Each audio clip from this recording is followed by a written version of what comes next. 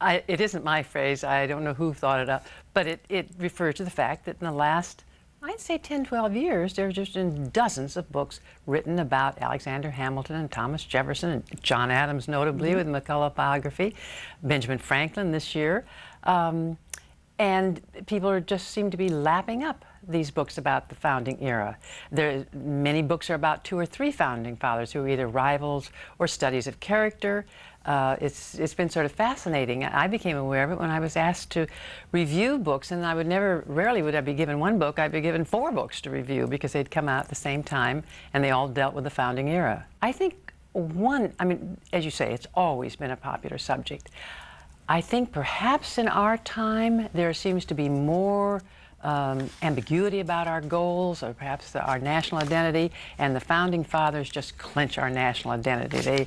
They remind us that the nation was founded, in a spirit of revolution, but also on the natural rights foundation, and that it was seen as a great reform movement for mankind as a whole, at least at the understanding of the founders. I think that's it. I think another thing is that for about 40 years, among professional historians, there's been a tremendous amount of work on social history, history from the bottoms up, history of those people who had been silenced in the past, ordinary people, slaves, immigrants, laborers, women. And I think that there was built up a pent-up desire to get back to, you might say, real history. Those guys that fought the revolution and founded the nation and ratified the Constitution. I think what I was referring to is the fact that historians of my generation and 10, 20 years younger came in the great expansion of higher education following the Sputnik, when Americans realized that they were sort of behind in science, and you can't beef up science without beefing up the social science and the humanities, because we give general education to our students for the BA degree. And that research university put a lot of emphasis upon scholarship. And so there was, it ceased to be rather a leisurely profession in which you would reflect upon things, and it was more one of doing the research and publishing the books and going to conferences and reviewing other people's books. And that doesn't leave a lot of time for reflection. But I think the profession as a whole is slowing down, and there are probably people out there saying, oh, what's she talking about? But at any rate, I think there is more of a concern about the meaning. I don't think there's any increase in plagiarism. I think that there were just some very high-profile cases, and also the press played a part in it. Not a bad part, but the press did pay attention to historians, whereas I think 20, 40, 60 years ago, it'd be kind of a ho-hum thing. I suppose I'm an intellectual political historian. Those are the 2 fields that I have done my original work on. Starting with my first book on the foundation of economic reasoning in the 17th century England, and continuing with my concern about Jefferson and the Jeffersonians and the first generation of Americans. So that's where I am. I don't know whether, I think the questioner also wanted to know politically. Politically, I would say I'm on the left, but as an historian, I'm probably seen as a little right center, because I've always looked at the development of capitalism positively and tried to connect it with what I thought were the actual decisions people made that led to the flourishing of a free enterprise economy. And that's led to my having a number of conservative graduate students, and because it was seen that I wasn't hostile to these things. Jan Lewis has written about this revolutionary era. She and Peter Onuf have edited a series at the University of Virginia that have worked on Jefferson's legacy. They did a collection of books on Jefferson and Sally Hemings. Other women who were Linda Kerber, who's the current president of the American Historical Association, has worked on the Revolutionary era, as has Mary Beth Norton. And they have, their earlier works, their second books really, have been on women in the American Revolution. Laurel Ulrich at Thatcher at Harvard has worked on women in the Revolutionary era. That's a sampling of them. It's about presidents, and probably there are 20, 24 presidential biographies that have so far been published. And I did the one on Jefferson. So it's short because the series is a short series. It's what I consider an airport book. You buy it for a flight home. It's been quite successful, and I think I think people are inclined to read one or two and like them and think, you know, there's some unknown. I don't know anything about Buchanan. I don't know anything about Fillmore. I think I'll read these other biographies, and I think that's an excellent thing. I think political history is important because it's a backbone of history, whether we like it or not. It is the spine, because policies are made and power is centered there, and a great deal of the public discourse is shaped by politics. I think it was published in 2000. Harvard University Press published it. I worked on it for about 10 years. There was an awful lot of debate, not debate really, there were an awful lot of assertions about what happened after the Revolution, what impact the Revolution had on American society. And I thought it would be interesting to test some of these assertions, because they really came out of very generalized knowledge and perhaps the proclivities of the scholar making them. So I thought, wouldn't it be interesting to study the first generation of Americans? That is to say, those people, the first cohort that was born after the Revolution, had absolutely no connection with the colonial era. They would be the inheritors of the Revolution. And so this is what I set out to do. I made it clear that I was going to deal with someone who had done something in public, started a business, initiated a newspaper, formed an organization, ran for office, wrote, and maybe the only thing they wrote was an autobiography. I included anyone I could find any information on. So there are blacks and whites and women and men, though predominantly it's white men that are covered, because they were the ones whose records they were the ones who were taking the largest part in the public life. And as I've described to people, my research technique was like a vacuum cleaner. I just sucked up everything that I could find, and I spent a lot of time in the Jefferson building of the Library of Congress, reading books from the period, particularly autobiographies. Not having the experience is so different what you inherit as a tradition as opposed to what you experience. I think you mentioned this earlier, and I mean, I grew up during the Depression and the Second World War. Now, those were just searing experiences, and they shaped the way I thought about my country, the world, poverty, my life. But someone born after that has a very different experience, but then it still resonates, so they hear stories all the time. Politics is interesting largely because of Thomas Jefferson. There was a political opposition in the 4th year of the new government under the Constitution, and it wasn't one of structured politics. It was a fight over how best to interpret the Revolution. What did the American Revolution mean? And this was a very angry period, and it persists for about 20 years. I'll give you an example. In one of these autobiographies, well, Joseph Story, who was a distinguished Supreme Court justice, describes falling in love with a girl from a Federalist family, and he was a Jeffersonian, and they wouldn't allow her to marry him. I mean, it was really deep feelings of division. So politics is rather unusual. We talk about our own age being partisan, which it is, but there wasn't so much the sort of dirty tricks kind of politics. It was just more real sense of suspicion and fear of the other side. You know, it was coming together because politics became increasingly less important in American people's lives. Once the Revolution had been fought, the Constitution secured, the presidency passing from one group to another group, which happened in 1800 with Jefferson, it's less important. You asked me about politics, and it was divisive. One man refers to the fact that he couldn't move to a certain town because there wasn't enough business for 2 practices. And you had to have 2 practices to have the Federalists in town and the Jeffersonians in town. But politics itself, what was really wonderful for this generation, particularly for the young people, was the opening up of new careers, the possibility of early autonomy. In your life, yes. Oh, they did a lot of things. One of the interesting things is this period, and we're talking about post-1776, is a period of great economic development and expansion, not uniformly, really after '89, but by the time these people are adolescents. And this increase in commerce put an emphasis upon literacy. So one of these things, these occupations, was the young men and women became school teachers.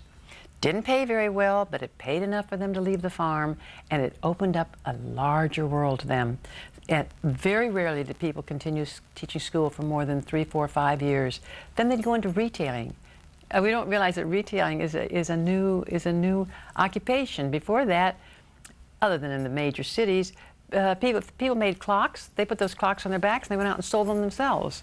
And the same way with leather goods. So there was retailing, peddling. In the New England, northern states, peddling was a wonderful opportunity for young men. They would put on their back a bunch of, pans, needles, hammers, tools, cloth, things that were manufactured in the north, and they would go south and peddle them.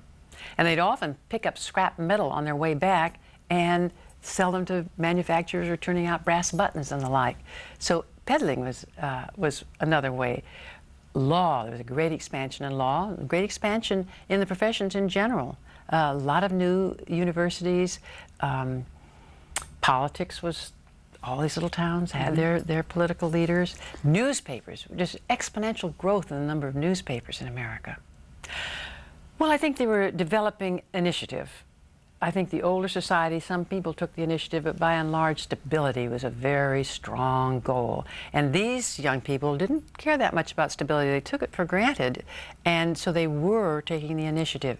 Now, again, I have to remind you that I only looked at those people who were, you might say, out there moving and shaking the world. At least 50, 60% of the population replicated what their parents had done. They stayed on the farm. So I think initiative was new. I think early autonomy was new. I think there was an increase in marriages for love. I have a whole chapter on emotions and intimate relations because I hadn't anticipated having it, but I ran into so much that was talked about intimate relations. Things weren't arranged, but they were quasi-arranged. People, if you stay put, in most of the towns we're talking about are 900, 1,200, 1,400, you kind of know who the people are in a cohort. And so it's not arranged, but it's contained. The South was exploding from an agricultural point of view. This is a cotton boom, so Southerners are moving into Alabama and Mississippi and filling out Georgia, which was quite undeveloped at the time of the Revolution, and South Carolina too. The invention of the cotton gin enabled people to grow cotton everywhere in the South, which they hadn't been able to before because they were growing short staple cotton. So it was a dynamic period, but it was a period of the entrenchment of slavery. There had been a period in which it looked like perhaps slavery was not going to be profitable because slavery previously had been devoted to growing rice and tobacco, but cotton saved slavery. So the South was a great deal more conservative. It conserved its traditions. It conserved patriarchal authority. That's what the North loses. The patriarchs lose in the North. Their sons get freedom, even their daughters. It's interesting, young men thought they owed their fathers their labor until they were 21, and they often sent back money home until they were 21. So this is a very important divide in northern and southern states, leading to finally a northern society and a southern society was the more mobility and initiative and communication. The impact in the North was to put a great deal more pressure on the nuclear family, on just the family of husband, wife, and children, because they were so important. Because the North's moving agriculturally too. It's moving into the Northwest, it's moving into Ohio, and so there was that, and I think there was still more of a patriarchal family in the South, where grandparents would have been more involved in their children's life. The family was very important in both societies because there's still a tremendous amount of work that's done in the family household. So there is this sense of mutual dependence, but there is also the sense that young people in the North get out earlier and form their families independently. Well, this is a time of what's called the Second Great Awakening, a series of religious revivals. The nation-building period, the revolutionary period, people belonged to churches, though relatively few. By that I mean there was a lot of movement, and the churches didn't follow in the West. But in the beginning, in 1798, there are a series of revivals. And these revivals hit just about every Protestant denomination, and they emphasize a personal religion, personal conversion, and there's an emphasis more on personal sin, controlling habits, but also this emotional coming to Christ. And these revivals changed the tone of public life in America. Certainly not everybody becomes an evangelical Christian, but the evangelical Christians pretty much dominate the public life. It's remarkable in the South, because the South had been kind of a, if we think of sort of this dashing Southern planter who has cocks that he, has cockfights with, and he's a wonderful horseman and a great dancer when the fiddlers are out. This evangelical movement stops all that. It's very hard on drinking, on frivolity in general. The South really becomes quite sober in the sense of leaving that frolic past. I think there are. I think once there were the evangelical movement was successful, then there was a move to go into politics. One of the big things was Sabbatarianism, to get everything to stop on Sundays. And in the early decades of the 19th century, the mail was delivered on Sundays. It was delivered usually at the post office, because these are rural communities. And men would love to hang around the post office and, chew the fat while their wife and the children went to church or whatever. And the Sabbatarians wanted to stop the delivery of mail. They were very unhappy that the Erie Canal ran all the time, because of course the rivers run all the time, so there were barges coming down the Erie Canal on Sunday, and this was bothering them. So Sabbatarianism was one. It's the beginning of the temperance movement. And the temperance movement is very much a part of Christian revivals. The temperance movement is fascinating because it cut the consumption of alcohol in half. Probably the most liquor was consumed in the Revolutionary era in American history. So hard drinking society. There were no medicines.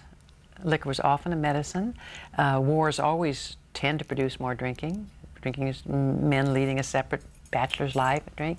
Yeah, and it was very interesting. It also has to do with the fact that the workday is becoming more complicated, and particularly with, there's some manufacturing, working and drinking is, when you have machines, is not a good idea. But before that, in every shop, the youngest member would go out at 11 and 3 and bring back liquor for the men working in the shop. And so the temperance movement was, it took a long time. It dominates all through the 19th century. And historians had kind of treated it with, kind of as a joke. But if we are concerned about drugs today, I think we have to see that's exactly how they felt about liquor then. Yes, I've changed my thoughts on him. I think one of the things that happened in American history writing in general from 1960 on was a much more serious engagement with the history of slavery. And social historians began to study slaves themselves, not some abstraction slavery, but what the working conditions were, what they were like, what the origins were. And this inevitably led back to the slave-holding founders. And this became a clear case of what seemed like an apparent contradiction, this fighting for freedom and yet being slaveholders. When you think about it, John Marshall, the Chief Justice, George Washington, Thomas Jefferson, James Madison, James Monroe, these are all slaveholders, and yet they're prominent figures in the American Revolution. It's a very interesting question. I can't say that I can follow changes in Jefferson's spirituality. Jefferson was a very serious person. He was interested in philosophy. He was a member of his local Anglican church, which became an Episcopal church.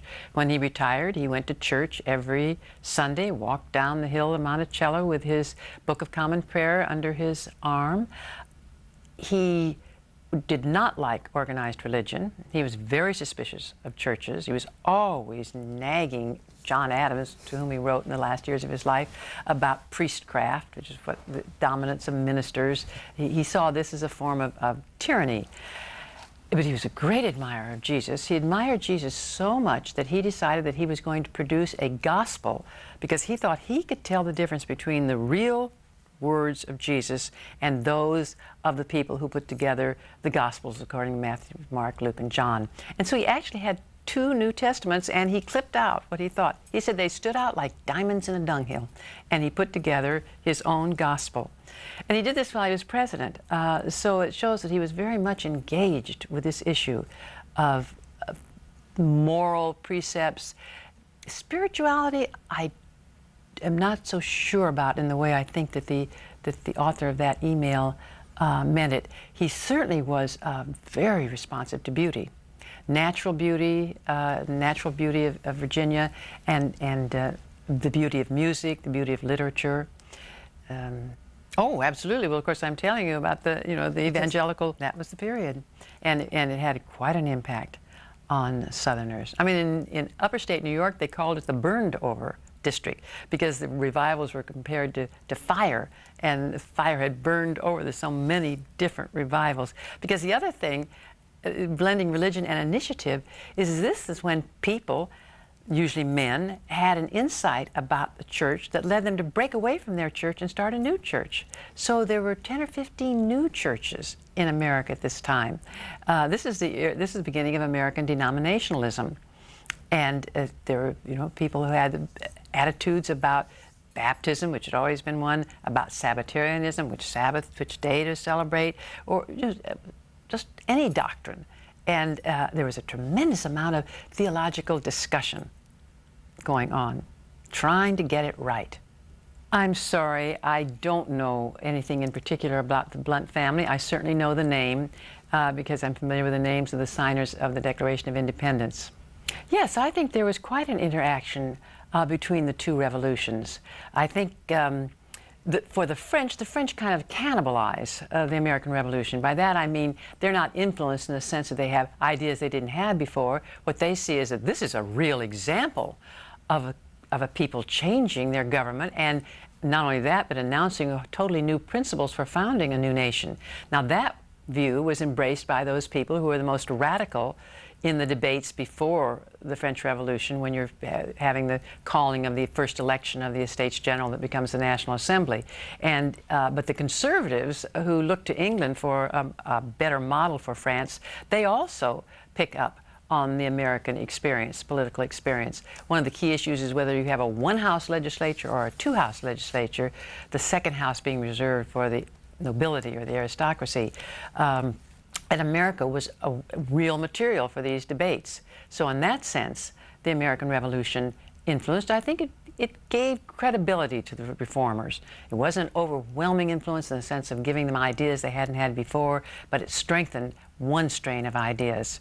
And then what's fascinating is the French Revolution comes bouncing back to America because it really attracts attention in America when they execute the king. So it's 4 years after the beginning of the revolution in '89, in January of '93. That's kind of, wow, the greatest monarchy in the world, at least in terms of an army, France, has beheaded its king and announced that it's a republic. We're living in an era of republics. First there's the American Republic, now there's the French Republic.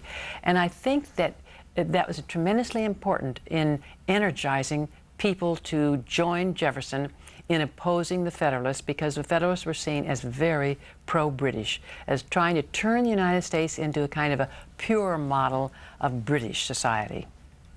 I think the John Adams that you're talking about, I believe that's John Quincy Adams, John Adams' son, who was so concerned about the American treatment of Native Americans. But one of the sad things is that John Quincy Adams came to that in his mature years. In his earlier years, he'd been very supportive of Andrew Jackson, who was sort of the iconic Indian fighter. You may be right about it's not being known, but the last 30 years there's been a tremendous amount of scholarship on Native Americans and the battle between the expansive new United States and the Indians who are trying to keep their ancestral lands. And of course that is a series of battles that goes on throughout the 19th century. I'm not sure that there's been a really popular history, but there's just hundreds of books that deal with the many, many, many tribes and their experiences. So I think if you're interested in the subject, you can easily find the works in the library, because young people, young graduate students, are very fascinated with this subject. I taught at the San Diego State University my first 14 years, and then the University of California at Los Angeles, UCLA, the last 20 years. I moved to California when I was 14, and I've lived abroad several years, and I've lived in New York, but I really am a Californian. I'm a gardener. I love being, having a 365-day growing season. I love the freedom, I guess, I associate with a benign climate. And I love Los Angeles. It's a vibrant, exciting city, so I wasn't really tempted to leave Los Angeles. Well, there's, of course, the Library of Congress, which does have manuscripts and records. New Englanders are wonderful, wonderful record keepers, and that would include the Congregational Church, Presbyterian Church, the Unitarians, who would be at the end of the 18th century, but their forebears would have come with the original Puritans. And then the Methodists and the Baptists became the major churches after the evangelical revivals that I talked about, and they have certainly kept their records. Almost every church that I can think of has a, maybe not everyone, but most of them have universities, and universities are centers of those archives. Yes, I think we've done a very good job of keeping those records. Well, like all people my age, I certainly read Bradstreet's poetry when I was in school, but I'm sure you know a great deal more about her life than I do, but she certainly is an important literary figure. Oh, I think they say I was liberal because when I'm not teaching history, or when I wasn't teaching history, I was often active in politics. I care a lot about a number of political issues, and when I have had the time, I have worked on either political campaigns or on campaigns behind policies. Yes. Well, I think the Hamden v. Rumsfeld decision which expresses it very well. 4 years this September 17th, which is Constitutional Day, in 2002, I was, along with Ellen Du Bois, a pair that collected signatures for a petition of historians. We were petitioning Congress to assert itself and to resume its constitutional powers to be the body that declares war. Do you think you have time for me to read that resolution? Yes, it's here. It's short. This was going on in the summer of 2002, and I don't know if you look back, that was when there was a lot of talk about an attack on Iraq without any sure knowledge. Gonzales, who was then the counselor in the White House, was saying that the president didn't have to go to Congress. Other people were saying he didn't have to go to the UN. He was, he wasn't, he was. Finally, he said that he was going to do both of those things. But it was a time of maximum confusion about what were we talking about, what were we thinking about. And so we had the idea of circulating a petition. We did it through email, and within about 3 days, we had 1,200 American historians sign it. And then we presented the petition to a group of congressmen led by Congressman Bob Filner outside the Cannon House office building. And this is what the resolution said. And as I say, in the light of the Hamden v. Rumsfeld decision, it's kind of interesting. We, the undersigned American historians, urge our members of Congress to assume their constitutional responsibility to debate and vote on whether or not to declare war on Iraq. We do so because Americans deserve to hear their representatives deliberate about a possible war, lest such a momentous course of action be undertaken by the President alone after a public airing filled with rumors, leaks, and speculations. We ask our senators and representatives to do this because Congress has not asserted its authority to declare war for over half a century, leaving the President solely in control of war powers to the detriment of our democracy and in clear violation of the Constitution. We believe it is particularly urgent that Congress reassert its authority at this time, since an attack on Iraq, if made, would be an American initiative. Since there was no discussion of Iraq during the 2000 presidential campaign, the election of George Bush cannot be claimed as a mandate for an attack. Only a debate by America's elected representatives can engage the public in a serious consideration of the costs, risks, and wisdom of such a war. We're the keeper of memory. We're the preservers of the original intent, as it were, of our institutions. We know about these traditions in a way that it's hard for other people to do because we spend our lives thinking about the past and really relating the past to the present, because there's a part of the past we always drag along with us, and then there's a part that gets left out. And I remember that an NPR reporter called me up very angrily after this petition. He said, "How is it that I didn't know that Congress is supposed to declare war?" I said, "Well, it's probably because you, like most of the people in America, were born after 1941, which is the last time an American president went to Congress and asked for a declaration of war, December 8th, the day after the Pearl Harbor attack, when Franklin Delano Roosevelt did." But it was sort of interesting, this angry response that he didn't know that it was Congress that was to declare war. Let's see if I can find it. I think it probably should be under...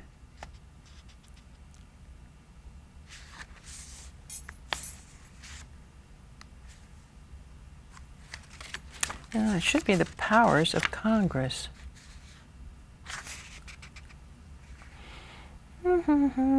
Here. It's on Article 1, Section 8, and that's where we list the powers of Congress. To declare war, grant letters of marque and reprisal, and make rules concerning captures on land and water. To raise and support armies. Well, I don't think of the Founding Fathers as dead white slaveholders. They obviously were slaveholders among them. I don't think that that's a just criticism of me. I don't know the other, 1,100 and some signers, but I have a great respect for the Constitution. I don't have respect for original intent in the way in which there's an idea that you could have a jurisprudence that would be based upon what the Founding Fathers intended, because the Founding Fathers often compromised, and so it's very hard to get back to the intention. But I have a great respect for the jurisprudential traditions that have flown from interpreting the Constitution. The Constitution is ballast for our democratic nation, which is a very vibrant but also a very contentious society. I don't think it works without interpretation and without some understanding of the development of American society and the way in which the Supreme Court has interacted with those developments at key points along the way to interpret it. I think there's an absolutely irreducible quality of interpretation when you go from a founding doctrine and apply that to living generations passing on to others. But it doesn't mean that you're not concerned with what the Constitution says. It's just that it isn't an easy way to decide a case because there aren't that many. It's a very short Constitution we have. Well, Mormonism comes out of the burned over district that I mentioned. That is to say, it comes out of Joseph Smith lived in Western New York. I think that there was a lot of syncretism in Mormonism. In other words, I think that the influences of this really rich religious period in American life can be found embedded in Mormonism. I'm not an expert on the origins of the Church of the Latter-day Saints, so I really can't say much more than that. But it seems, it seems very understandable within the developments of the period. Well, I think it's disconcerting to people who want to see history as fixed and known for all times to realize that different generations do interpret the past differently. But if you think about it, it's almost inevitable, because when we go back to the past, we're very much influenced by the present, and we want to explain how the present came about. I sometimes use the analogy of writing a history of a marriage. If you write a history of the marriage, say after 20 years, and it's been an extraordinarily happy marriage or a very satisfying one, then you tell a different story than if you wrote it after 30 years when perhaps there'd been a divorce. You're always trying to explain the last thing. We're going to write our histories differently because of 9/11. That doesn't mean dramatically differently. It just means we're going to be looking for different things in the past. We're going to bring them in and then mix them in with what has been the conventional story up till then. There really isn't any way to change this, because the past is not dead. It's a very living thing to the living. It's a resource for understanding about why we think a certain way or why certain developments took place. So the fact that you have Encyclopedia Britannica, which was written in the late 19th century, and you went to school in the middle of the 20th or late 20th century, there is going to be a dramatically different story. Just think about it. America was still pretty isolated at the end of the 19th century. It had not emerged on the world scene. It had not become you know, the most powerful nation in the world. All of those developments are going to have to be in your mind when you go back and write a history of the United States. The biggest change is the one I alluded to earlier in the expansion of higher education and the writing of history in the 1960s, 70s, and 80s when social history was developed. I mean, we really didn't know anything about the lives of ordinary people. Not only that, the historian's view was that history is what is significant. And that's true. It is about, it's not everything that happens, it's what's significant. But the people who wanted to study women or wanted to study immigrants showed how their experience was significant. So that it's no longer a sense that they have to be the movers and shakers. There is a sense that all these developments, all the way in which lives are structured and lived and experienced and reflected upon it's vital to understand this in order to write a complex but comprehensive history of the nation.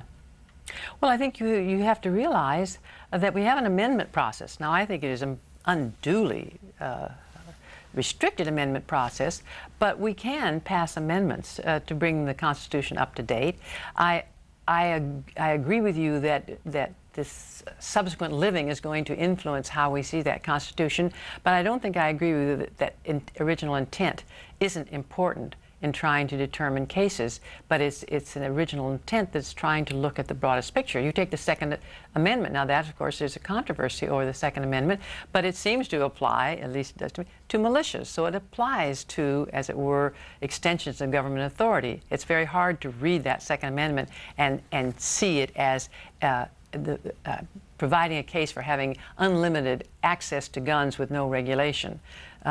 So I think what I would emphasize is that if we really want to change the Constitution, we have the amendment process. But as long as we have the Constitution, we have to be very concerned with what the goals were in it. But in our interpreting those goals, we're going to be influenced by the 9 generations, 8, 9 generations since its ratification. Oh, yes. Because just look at it. It takes 1/4 plus 1 of the states can block any amendment. And we have a very skewed distribution of population. So what would that be, 13 states? We could have 13 states that represented less than 1/10 of the population be able to block what 90% of the people wanted to do in terms of amending the Constitution. Those small states, or almost all of them, not all, but almost all of them, are in the plains, the western plains. So that seems to me to be very restrictive, to allow Wyoming, Idaho, North and South Dakota, to block what the rest of the country wants to do. It was particularly notable in getting legislation for cities 50, 60 years ago. No, I'll answer that. The Horowitz column certainly didn't come from the History News Service. But let me go to your first question, because I think it's fascinating the way in which the public takes sides, or a part of the reading public that reads books about the Founding Fathers takes sides. I don't think it's necessary at all. I'm inordinately admiring of Alexander Hamilton, as well as Thomas Jefferson, of John Marshall, of John Adams. But I guess because their lives, what was critical in their lives were these political divides, and if you fall in love with one of them, then you have to, dislike his rivals or his opponents. But it's certainly not necessary. But it's very funny, and because I do write about Jefferson and have done more research on him, I frequently speak in the public about him. And Jefferson's a very popular president, but wow, when that biography of John Adams was read by millions of people, the audience would sometimes be sort of hostile to me, and I was thinking, what's going on here? And then I figured it out. They didn't feel they could love Adams without not loving Jefferson quite as much. Do I love Jefferson? Mm-hmm. I admire him a lot. The History News Service is an informal association of historians who write op-ed pieces for newspapers that take an issue and put it in historical perspective. There are very few issues or policy decisions or controversies that come before us that don't have a history. And the history often can influence your feeling about it or reduce the tension. If you think this isn't the first time the country's faced this, you think, oh, phew, we've done that before. I mean, immigration's a beautiful example. We've been there before. We survived. Jim Banner is my, who's independent historian in Washington, D.C., is the co-director with me. We invite historians to submit op-ed pieces, which they do. A lot of historians don't know how to write for newspapers. Both of us have worked for newspapers, and so we go through an editing process where we suggest edits to the authors, and it goes back and forth, and sometimes 3 or 4 revisions, and then we send it off to several hundred newspapers that have agreed to look at our op-eds. And we distribute about 1 a week, and probably no more than 8 or 9 newspapers pick them up. But they are published, and it's wonderful. I mean, to us, it's, you know, building and maintaining a bridge between the public and historians, and I think they have lots to share. We never had a story about the History News Service. Through the History News Service, the LA Times did an op-ed that we wrote independently, but it wasn't through the History News Service. I think what the person perhaps is doing is confusing the History News Service with History News Network, which is a website, which I'm a member of the board of, and this is a website for historians and bloggers. It's about history news, but the History News Service is really for newspapers, but we run our operation through email. We do. Oh, I don't think I have it with me. Every single op-ed we've ever distributed, we have all of our op-eds archived on it. They'll find a description of how we operate. They'll discover that no money is ever exchanged. If an author does get money, which the bigger newspapers tend to pay, it goes directly to them. It explains that once we have distributed a piece, anyone can use it any way they want. They can use it in the classroom. They can print it out, and it also has a list of the newspapers, I believe, and has pictures with photos of the authors. Oh, we take all of them, all that can be whipped into shape, as it were, all of them that can be turned into good op-eds, we distribute. We don't filter at all. Well, the income tax has an amendment. There's no question of the constitutionality of the income tax. The Constitution permitted an income tax, but there's been so much controversy about it that they passed an amendment anyway to make it, and it's incorporated in the Constitution. Let's see, your other question was about Jefferson's belief that the world belongs in usufruct, a legal term meaning the use of, to the present generation. That was an interesting idea of Jefferson's. None of his friends agreed with him. He just fell in love with the idea, and he wrote people about it. He thought that there ought to be a plebiscite every generation so that the laws we live under would be laws that we had all chosen, not laws passed when our grandfathers were alive or our great-grandmothers. Madison, who was very much beholden to Jefferson as a younger person, and very had to try to soft pedal this idea with Jefferson, and Adams didn't think it was a very good idea. I think it would probably be a little unduly chaotic to have each generation, but Jefferson was so in love with that idea that he started out trying to figure out how long a generation is, which is not all that easy to do. I think he came up with 19 years, but I'm not positive. It was 19. I had to work that with my inheriting the revolution. How long a time was I going to take? And I took 24 years, 1776 to 1800. I took that cohort, people born then.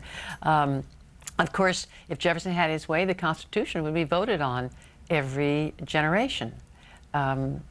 I think I'm for a little more ballast. That is my understanding. In fact, the Constitution provided for taxations, but in fact, the federal government didn't tax. It was supported mainly for 100 years on imposts. That is, they did tax trade coming into the United States and selling land. After all, they got this national domain, and they were expanding the national domain through conquest all during the 19th century. So they didn't need to raise money through taxes, and that long period sort of indicated to some people that they didn't have the right to do it. Well, I think the relation between historians teaching in higher education and historians teaching in the public schools should be as close as possible, and I have a feeling that it is getting closer. I mean, one of the things we have now is Senator Byrd's initiative of teaching American history, and a lot of money is going to school districts all over the country, and some of that money is being spent on conferences where historians who write come in and talk with historians whose principally work is teaching, and that's all to the good, but I think they could get closer and closer. I don't know how good the teaching is in the secondary schools. I know that every year when I was teaching, someone would come in and talk about Mrs. Brooks or Mr. Lyon or Mr. Hernandez and how they'd turn them on to history. So I know there's a lot of excellent teaching going on there. But I will tell you something that really troubles me, and there'll probably never be a change. But one summer I was asked by a publisher to read the firm's 5th grade history texts, 8th grade history texts, and 11th grade history texts. And they were all told exactly the same story. The only difference was the level of language, the vocabulary. And this seems to me just a terrible thing to do. I think that if I were czar of the history world, I would have 5th graders learning about individuals in the past from all over the world, because it's time when they can identify with heroes or magical stories or stories that are romantic. And I would be interested in having 8th graders do local history. They could find all about the use of land in their area and the old laws, and then teach the story of American history and the development of the nation to 11th graders who by that time are about ready to vote and have a genuine interest in how these policies and procedures were developed. It'll never happen because these institutions are already firmly entrenched, but I did think that was very sad. And you'd think that hearing the story over and over again, you'd really remember it, but I think the tendency is to just drop it out of your mind when you've had enough of it, and it's been told several times before. Well, let me just look at your example. This is a time in which the landowning qualification is dropping away. So there is definitely, I think, a move at the time of the founding to have universal white male suffrage. The real outrage, of course, is the tolerance of slavery. But I think we should also remember, and this is not taught enough, that the United States was the first nation in which you had slavery abolished. In 1780, the state legislature of Pennsylvania abolished slavery. That was before even the anti-slave societies in Great Britain. And they showed that this was an institution that could be stopped. And it just took the discussion of slavery out of these lofty debates about slavery and put it right down the street, where Pennsylvania said, if you come to Philadelphia, which was the capital of the United States in the 1790s, with your slaves, you must register them, and they cannot stay here longer than 6 months or they'll be free. So the revolution did contain these ideals of equality and justice. Why have a constitution at all? I think a case could be made for a democracy in which the legislature could do whatever it wanted, but I think you ought to think about that for a while and think of the things that you don't want Congress to do now, or you didn't want Congress to do in the 90s, and you'd see that there would be a lot of policy shifting that perhaps would not be such a good idea. I think what the Constitution does is it affirms certain basic values and a certain distribution of power that does act as a good steadier for a democratic nation. And a democratic nation, I think, because of the majority vote, needs that kind of steadier.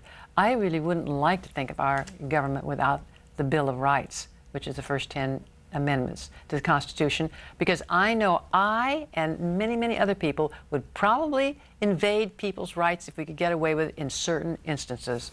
It just keeps us not honest, it keeps us just. Not really. I mean, there was very much of an alliance between the Federalists and the Anglican, Presbyterian, and Congregational churches in the North, in New England in particular. They were almost all Federalists, and you had people preaching from the pulpit about the stability of the Washington administration. But the evangelical movement, for one, it covered so many people, and it was so powerful in the West. And the West tended to be more Jeffersonian because Jefferson spoke to the ordinary men of society. So I wouldn't say that it cut one way or another. There certainly were religious people and leaders who were involved in political campaigns, but it wasn't a clear divide. I'm not a constitutional authority, but I don't see how that could be done without a constitutional amendment. You know, I should take that back. Congress does not, I should take that back. Congress did change naturalization laws, but that, no, that's still constitutional. It's very interesting because the number of years that you have to be in this country has gone from 5 to 14 to 7 to 9, so that is a statutory purview of Congress. But I don't believe the definition of citizenship is. Well, I think when you say an economic interpretation, I'm certainly for an interpretation that includes economic developments because they have a tremendous impact. But economic interpretation is often assumed to mean that you're looking for economics as being the predominant influence, and that I don't think is true. I think there are intellectual movements that are powerful, political ones, social ones, and economic ones, and the real challenge is to weigh and interweave those different streams of development. I mean, we live in an increasingly international world. You know, it was very much an international context in the 18th century. And the anomaly is the 19th century when economic developments, well, even there, world trade is very important. What made cotton king was the fact that the British were going through an industrial revolution which focused upon fabrics and in which southern cotton was the source of this raw material. So certainly the international context has always been important, and even more so now. Oh, I suppose there's an underlying proclivity that you never quite understand. I certainly didn't start out to. I really started out as a political historian. I'll tell you why. My first book is on economic thought in 17th century England. And I was, my first job, I had to teach American history to first and second year students at San Diego State. And the textbook had already been chosen for us. We all taught the same course, and it was a course in which we discussed primary documents. And so we would start with Puritan sermons, and then we would sort of jump over time from the Puritans, getting the Puritans here, and the next big set of documents would be the Adam Smith's The Wealth of Nations and the Federalist Papers and on into the 19th century. And I couldn't figure out why there was this dramatic change in the understanding of human nature. Puritan sermons treated human beings as being bathed in sin, helpless to do right without the intervention of the Lord. And they emphasized the wickedness and the fickleness of human beings. Then when you leaped ahead 150 years to Adam Smith, you found out human beings were really basically pretty solid people. They were self-interested, but it was enlightened self-interest. They were rational. They figured out how to use their resources in a way that would maximize their return. And I thought, what happened? Because Smith doesn't argue this position on human nature. He just assumes it. He just tosses off these lines that give you the sense that the human being is a bargainer and a rational market participant. And so I decided that I would look at a new set of documents in the 17th century. I should say that I was there because my husband, who got a PhD after I did, gave up a career in newspapering to become an historian as well, was in England to do his doctoral research. The whole family had to go. So I had this year off after I'd started teaching, 3 years. It was wonderful. And I decided to read everything that had been written about economics in England in the 17th century. And in the course of that examination, I discovered that the concept of human nature changed. And as in writings about trade, increasingly, everyone was seen as a merchant. Even the king is a merchant, and people follow their own interests, and they are alert to how they can organize their resources better. And I saw that there had been this dramatic change in the conception of human nature. But in order to put that into context, I had to do a lot of work on the actual economic developments in England and, of course, the economic developments in the colonies. And then I saw that this was extremely important. This change in the conception of human nature was extremely important to the acceptance of democratic theory, which also assumes that people are able to take care of themselves in a rational way. The change from thinking of human beings as being utterly fickle and sin-prone and needing strong institutions to control them and keep them on the straight and narrow, to this one in which they, no, they have an internal mechanism that keeps them stable and makes them take care of their families and be responsible. And then you can think of democracy if you think of a world of internally directed people. And so that seemed to me a very important insight, that actually economic developments were what made modern democracy possible. The impact on Northern and Southern American, South American, North American natives was incredible. The impact of European diseases. It's a horrible story. It's really a Holocaust. It started with the arrival of Columbus, and it continued all the way through 19th century Russians landing in the Aleutian Islands. It's a case of having a population that had no resistance to the germs, the microorganisms that the Europeans brought. The Europeans had mixed with Africans, they'd mixed with Asians, and they had, over the years, acquired immunity to a lot of diseases. The Indians of North and South America didn't have immunity to measles, pneumonia, smallpox, pleurisy, any of these diseases. And it just wiped out the Carib Indians in the early 16th century. And as I say, it continued. When Squanto, in the story of the Pilgrims, landing and celebrating their first Thanksgiving with Squanto, the Indian who appears, he is the last survivor of his tribe near Plymouth.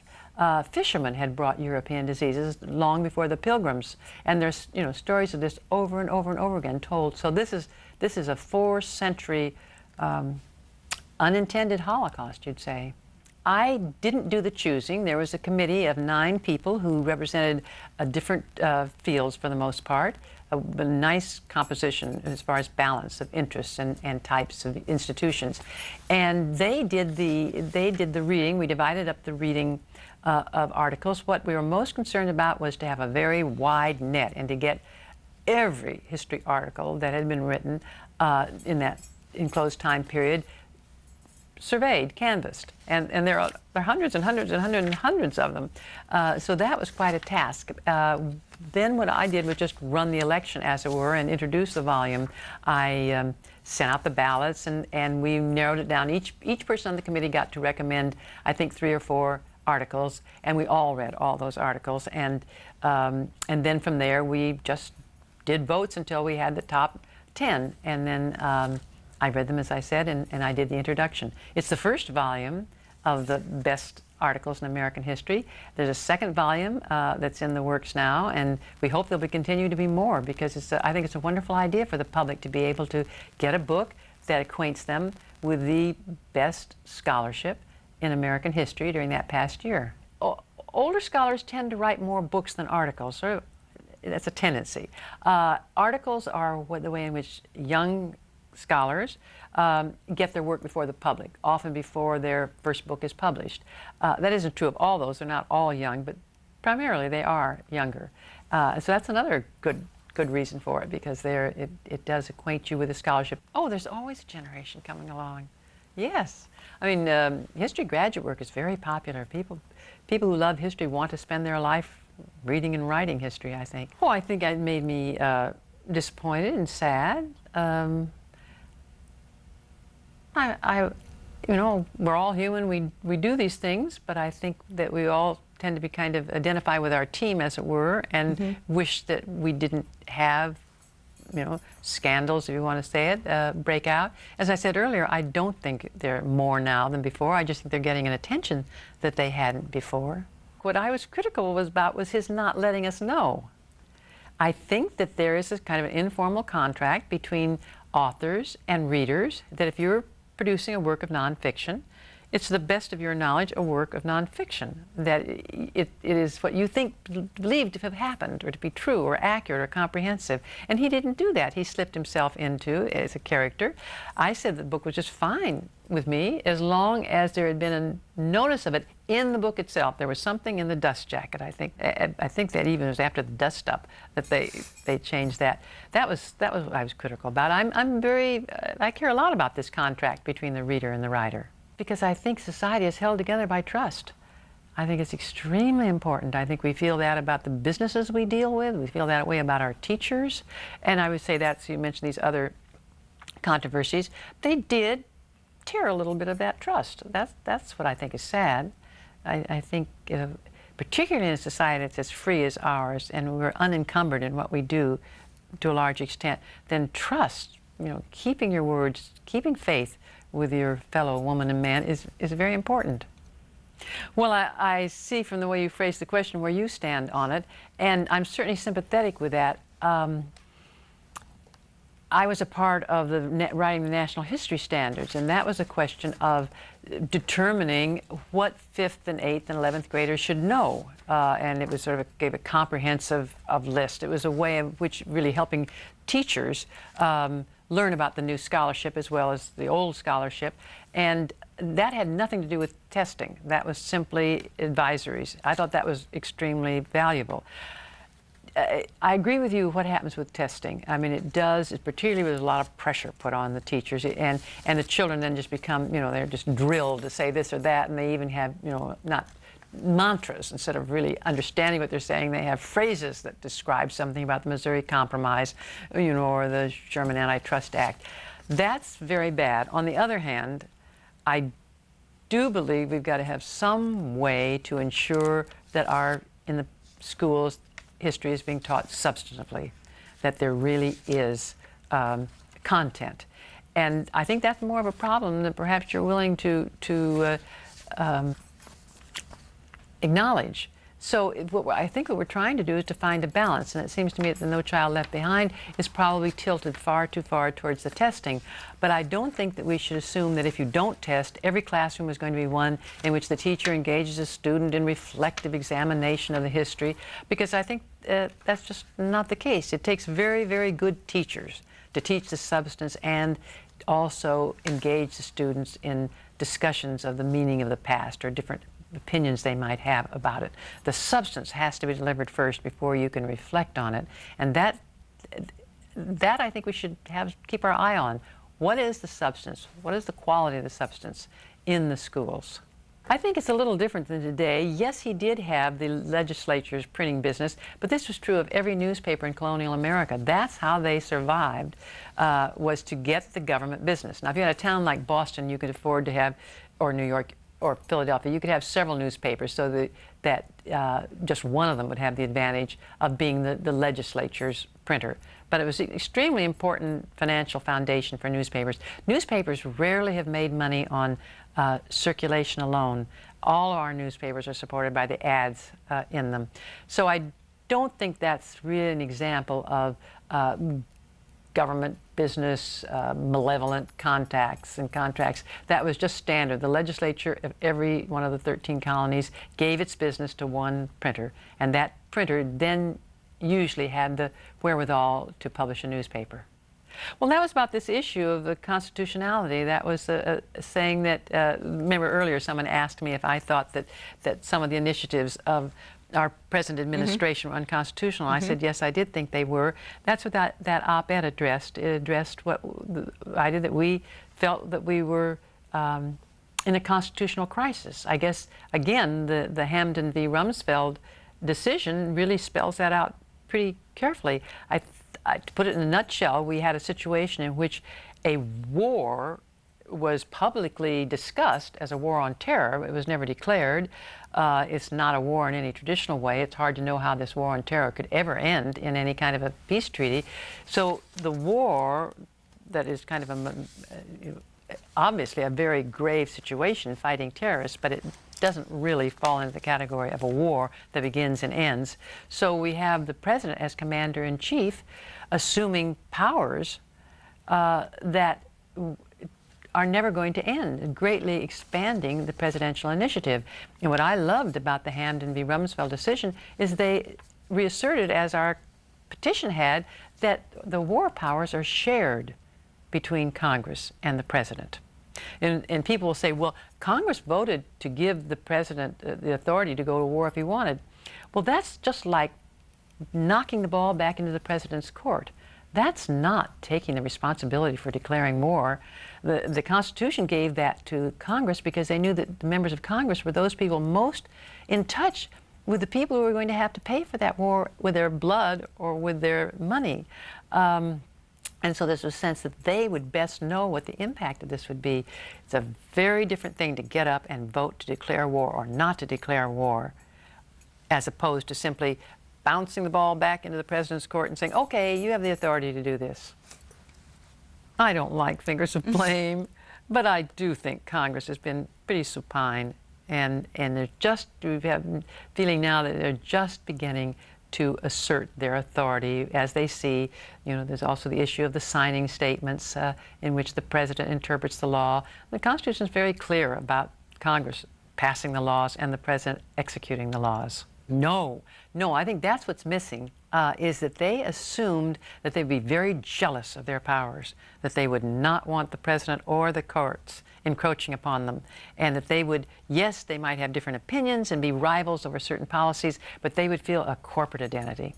And that was very interesting when Congress did, when Pelosi and Hastert did act like a body of congressmen and being upset recently with the president's initiative. I mean, feeling that that was when they went in, the FBI went in and with a subpoena in Representative Jefferson's office, and that really offended Congress.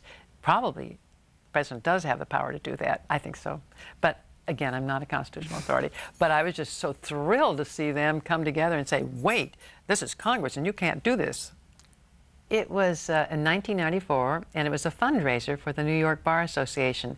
And they, I guess bar associations do this, they decided what they would do for this fundraiser was to put Thomas Jefferson on trial for hypocrisy. I think extravagance was another issue, but hypocrisy was the main one.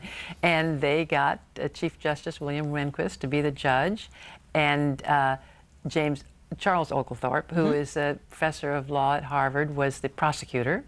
And there was a prosecuting witness, and then Drew Days, who is the Solicitor General, is now a professor of law, a law professor at Harvard, was the defense attorney, and I was the defense witness.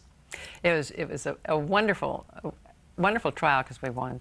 But Chief Justice Rehnquist obviously was angry with Jefferson because he gave really a hanging judge's peroration to the jury, and the jury was the audience of some 400 or 500 people there. And then he had a sergeant at arms, and he called for all those people in favor of conviction. And I don't know, about 80 hands went up, and they counted all these 83 votes, and they said, those for acquittal, and about 400. And he started counting. He said, oh, no, we don't have to count. And I later asked him, I said, why were you so hard on Jefferson? And he said, oh, Jefferson's all right, but he's just had too much attention. I think Alexander Hamilton should have more attention. And I kind of agree with him. I think Alexander Hamilton should have more attention. He has had this past year, bicentennial of his death, his untimely death. But it was lots of fun to participate in that. The thing that was, you could fault Jefferson. Well, I won't say anything. It's going to be in the break. I wouldn't say that these are my favorite authors. I think what I said was that these are the people I'd read recently. I find that fiction is a wonderful way to get into another world. And like most Americans, I think I'm very interested in the Middle East in a way I wasn't before. So I have read quite a few Middle Eastern authors. And then I'm very interested in China. And in fact, I went to China twice, and I was with historians in China who studied the United States. And so I have a certain number of email communications, and I got an email from a Chinese graduate student who actually wanted to know something about Jefferson. And so I told her, I said, by the way, what are you doing your research in? She was a graduate student. She said, Chinese literature. And I said, oh, give me the names of some contemporary Chinese novelists. And she sent back 3 or 4 names, and so I got their novels. They obviously are pretty well known because they've been translated and published in English. So that was it. No, George Eliot's probably my favorite. I wrote that one at home, and I had already retired, and it was wonderful. I had all the research material I needed within 3 feet, 4 feet, because I'd studied Jefferson for so long, and because it was a presidential biography, I could write it without doing extensive research, or I should say extensive fresh research, because I had all that research on cards and in computer files and whatnot. So I did it. I use the computer more now, like most people, but I use cards. I used to say about the Inheriting Revolution, which we talked about, where I followed the lives of several thousand Americans born between 1776 and 1800. I used to say that I used the most up-to-date research techniques possible. I put all my information on 4x6 cards, which were filed alphabetically in an empty shoebox. And I still have a lot of shoeboxes around with 4x6 cards in them. But as far as taking notes from books, and that would include all the autobiographies that I read, I have files now. I have computer files. I take them by hand in the library, and then it's amazing. You can take notes, and maybe other people aren't like this, but I can take notes and a day or 2 days later type up those notes and can't even remember writing those words. So it's very good to have to put it into a computer because you have to familiarize yourself with those notes again. I was born in Omaha, Nebraska, and I lived there until I was 7. My father was with a large building material company, and he was then in his early 30s, and he was sort of being promoted to larger and larger territories. He was in sales, and so after the age of 7, I moved every 2 years. I lived in Dallas, Texas, Kansas City, Missouri, Evanston, Illinois, Phoenix, Arizona, and then my family landed in Pasadena and never moved again, Pasadena, California. So when I was 14, almost 15, I moved to California. I do. I have an older brother and an older sister. My sister is now dead. My sister was 8 years older than I, and my brother was 6 years older than I. So I was a good deal younger than they, and grew up under their benevolent domination. Well, moving every 2 years, I had the experience of having to get along in a new setting frequently, and that's not very comfortable. I think every time I heard we were going to move, I sobbed and sobbed and sobbed because I would have to leave all my friends. But I did discover, I think it gave me a certain flexibility and a certain capacity to move into new situations, which in the long run I think I benefited from. Yes, I was 51. And my husband was, I think I mentioned earlier, he was in the newspaper business. We met actually in a history class at Stanford, the entering history class, History of Western Civilization. And when I got a PhD when I was 36, so it was the second career, as it were, third career really. And I think he'd always wanted to be an historian, and as I said, he thought if I could do it, he could do it. And so he resigned from his job and got a PhD in history, and we taught together at San Diego State. And he died of a heart attack when he was 51. And it was after that that I moved to UCLA. I have a daughter and 2 sons. They were 27, 23, and 19. And my daughter is the elder, and then I have 2 sons. My daughter is in Fayetteville, Arkansas. She's just moved to Fayetteville, and she is the mother of a 29-month-old twin boys. There they are, John and Andrew. I'm hoping they'll recognize me on the TV set. And my older son lives in Vermont, Mark, and he has 2 daughters, Hannah and Flora, and they're now late teenagers. Hannah's a sophomore at Sarah Lawrence, and Flora just graduated from high school and is going to take a gap year in Rwanda. I sure would have loved it if someone presented the idea to me, but no, it was not something that I could do. I mean, I graduated as the war was still going on. That's my son Frank, and he lives in Culver City. Andrew, my late husband, yes. I never remarried. Yeah. Well, I, of course, am very much opposed to that. The American Historical Association, which has its headquarters here in Washington, D.C., it's headed by Arnetta Jones, works diligently to keep the Freedom of Information Act vigorous and to not have it contracted, and to open up archives of, of all sorts. So it's very much in historians' interest and the public's interest in having access to these documents. I don't know that any president has ever signed an executive order like this, but I do know that people in power tend not to be as enthusiastic about open records when they're in power as they were when they weren't in power. There's a kind of a tendency to want to husband them. It doesn't mean I'm trying to excuse this executive order. It just seems I think we have to be balanced to the fact. I mean, beautiful example is Thomas Jefferson and newspapers. He frequently made bold statements how I couldn't have a free society without newspapers. But by the time he left the White House, he said he didn't read any newspapers except the Richmond Enquirer, and that only for the ads. He was furious with the press coverage he had. So there is this tendency, and that's why it's important to have institutions like the American Historical Association and other institutions fighting against this tendency of those in power to want to keep their records secret. American Historical Association is composed of I mean, anyone can join it, but primarily the members are those people who teach history, usually in universities, but also in the public schools, as well as a lot of community college teachers. And it's the association of historians who teach all kinds of histories, Chinese history, Russian history, American history and the like. It holds an annual meeting in which the scholarship is presented, and there's a big book fair. The Organization of American Historians is for historians who write American history, and that would include people in Brazil and France who write about American history. So it's defined by the field, and the others defined by the calling. Well, Clinton Rossiter died, I think, in '56, so that would be an excellent history for historical knowledge and interpretation up to that point. Charles Beard, of course, wrote an economic interpretation of the Constitution of the United States in 1912. Beard's is by far the more influential book, because he was the one who insisted that you couldn't just look at the Founding Fathers and their political ideas, you had to look at their economic interests as well. And he suggested that the economic interests were really the most important interests. That set off 40 years of scholarship looking into economic interest, period. And that's how we got all the farmers and merchants and debtors and creditors into the textbooks that I read when I was a girl.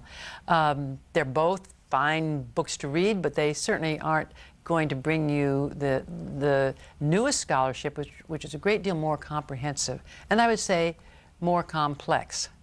As far as the Constitution and the separation of church and state, you're absolutely right. That isn't in the Constitution, that phrase. It's a line from a letter that Jefferson wrote to some Baptists in Connecticut about who wanted him to proclaim a day of celebration and thanksgiving for his election.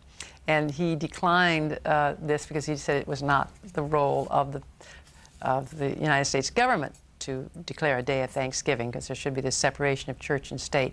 But the First Amendment is very interesting. There were several, because the First Amendment, of course, is the one in which it prohibits the Congress from making laws respecting religion.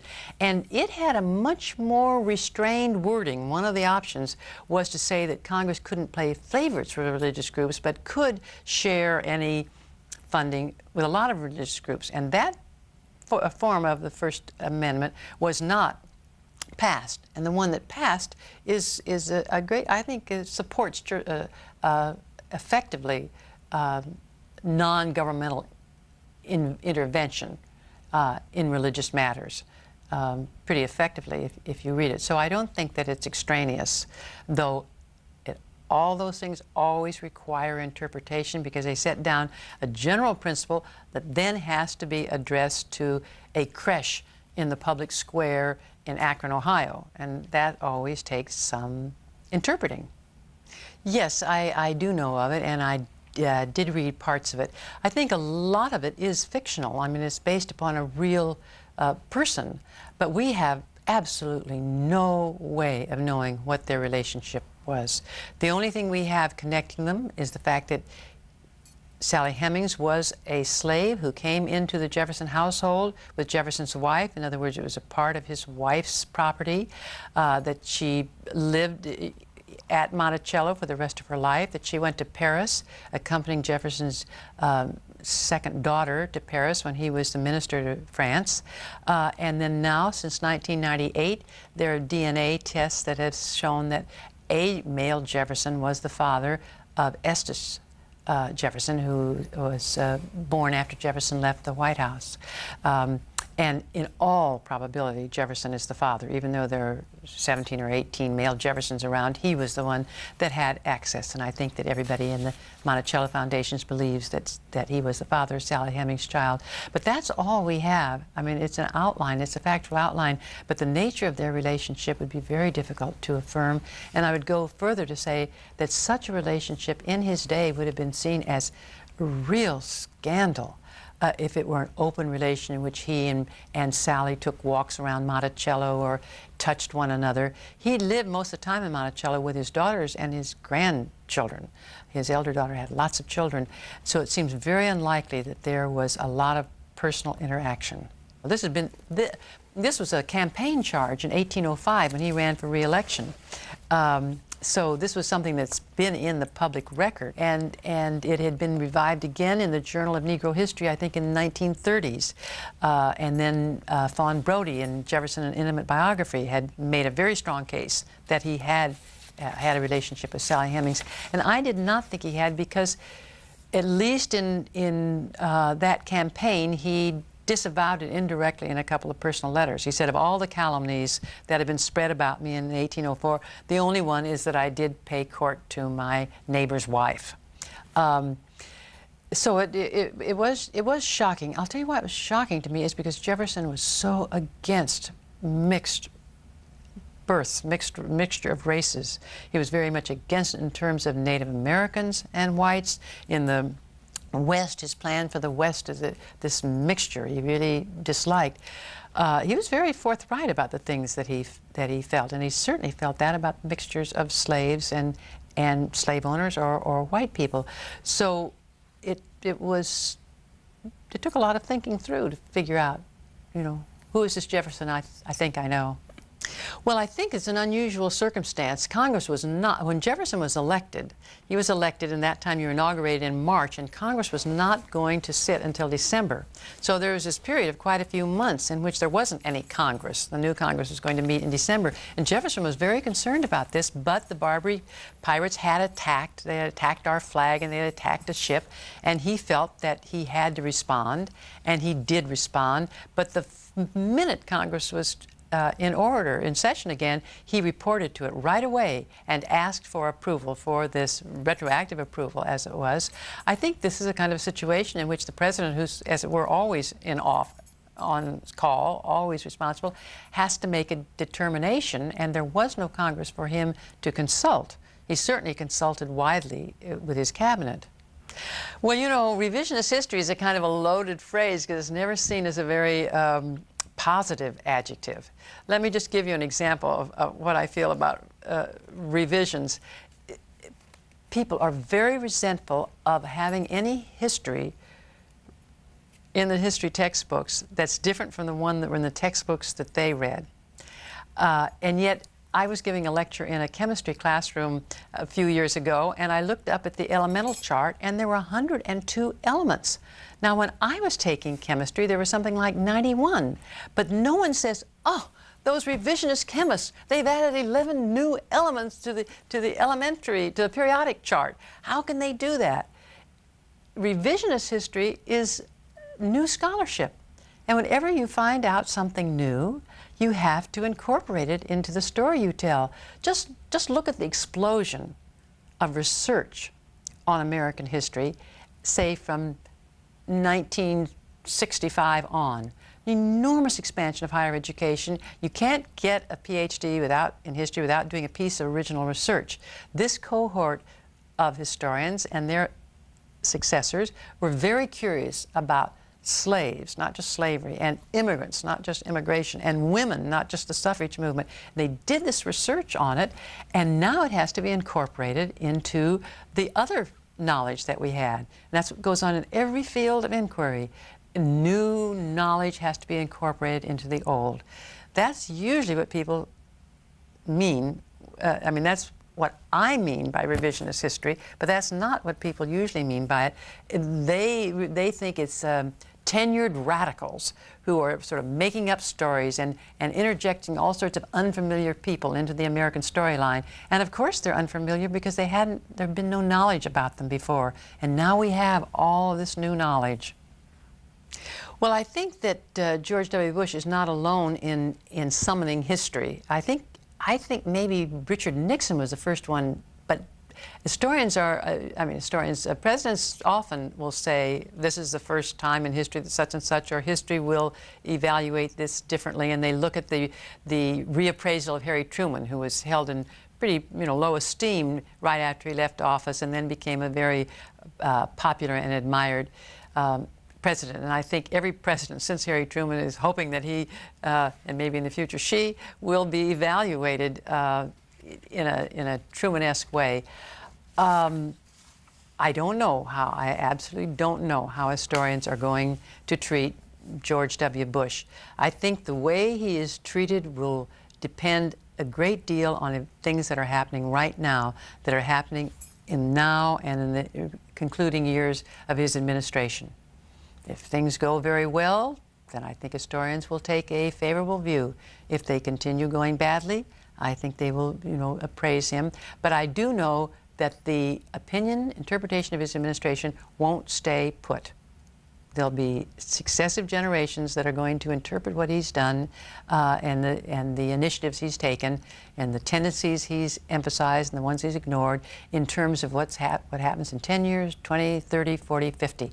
I think that's unsettling to us. We just like to tie it down, but that just isn't the way history works. That's a terrific question, because I've often mused about that, because the questioner is referring to Madison's 10th Federalist, which is probably the most important Federalist paper, and in it he explains why. Well, he starts off by saying most republics have died, and he talks about the mortal disease, not just a bad cold, but the mortal diseases for republics are faction.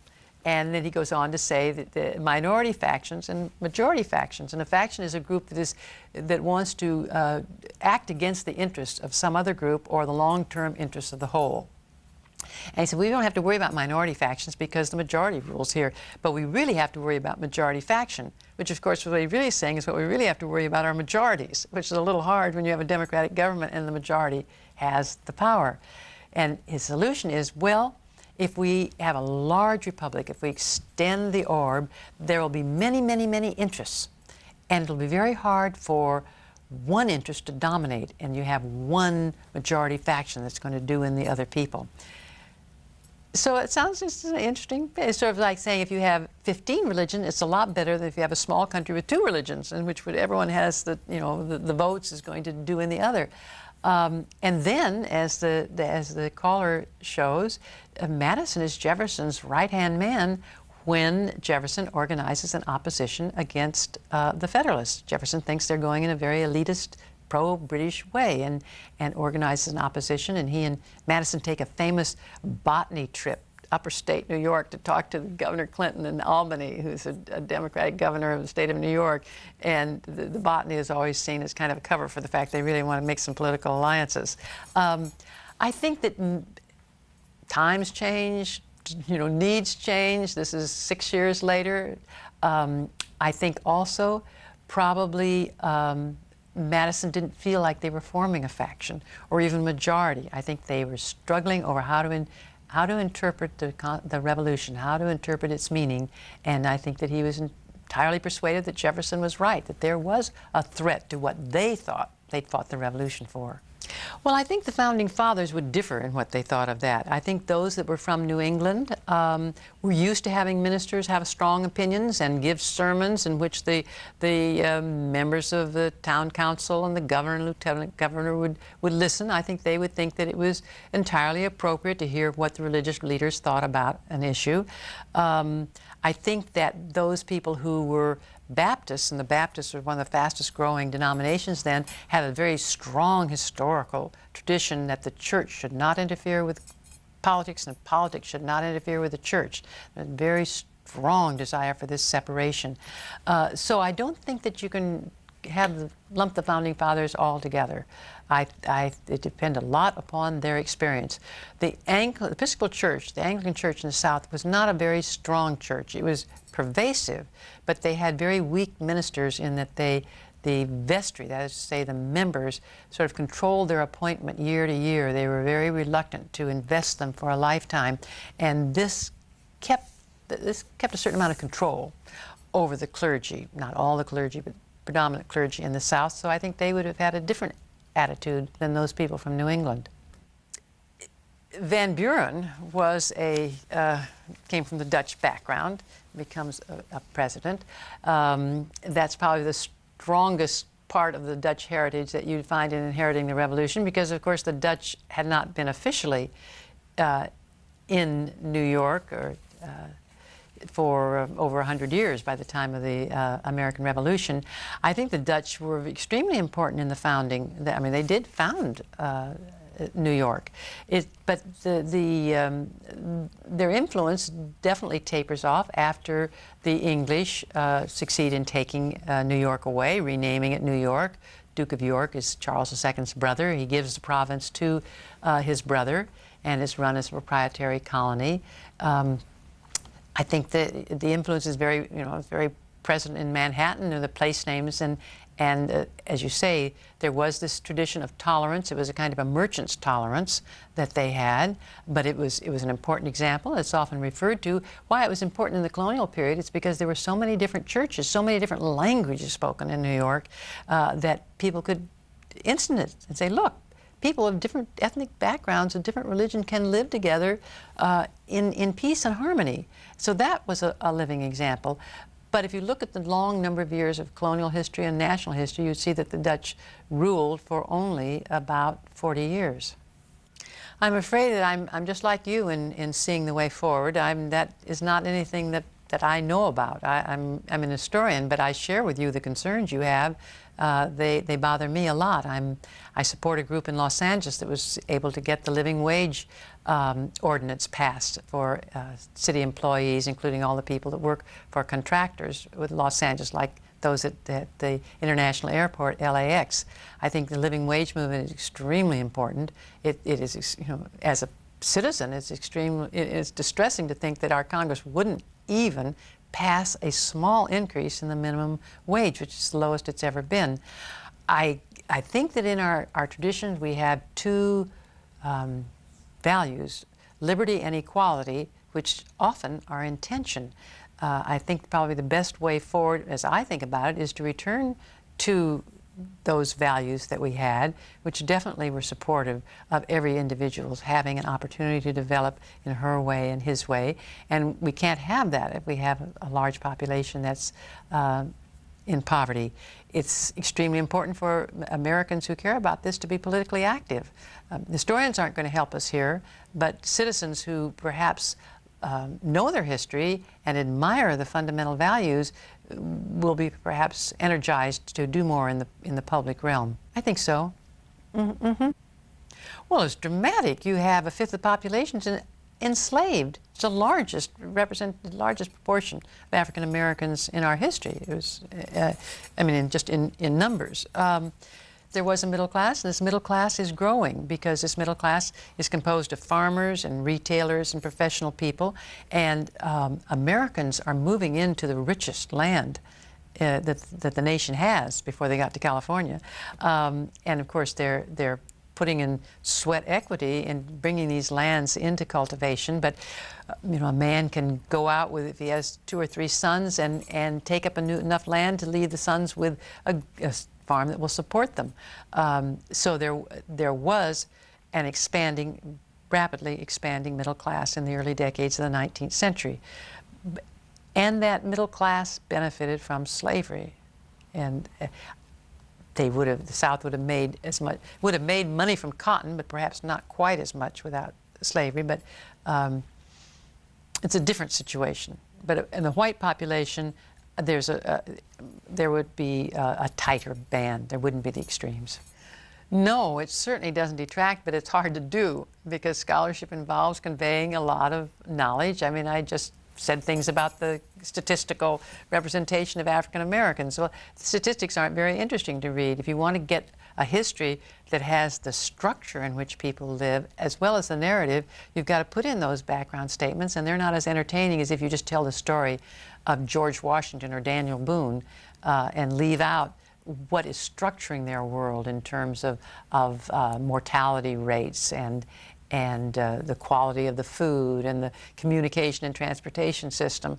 All those things tend to slow down the storyline.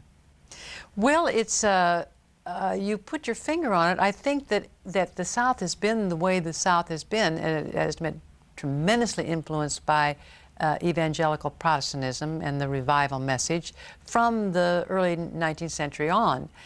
Whereas in New England, the churches that are more that have more members tend to be what we would call sort of mainline churches: the Presbyterian Church, the Congregational Church, the Methodists.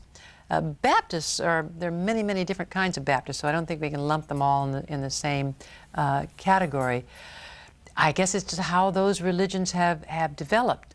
When I was a girl, the mainline churches were much more involved in politics in the sense that they did let their position known on various issues, and National Council of Churches and various groups like that that we don't hear too much from now. I think they're beginning to become more articulate as they see that their point of view on Christianity and the Christian, the way it impinges upon political issues is not being heard.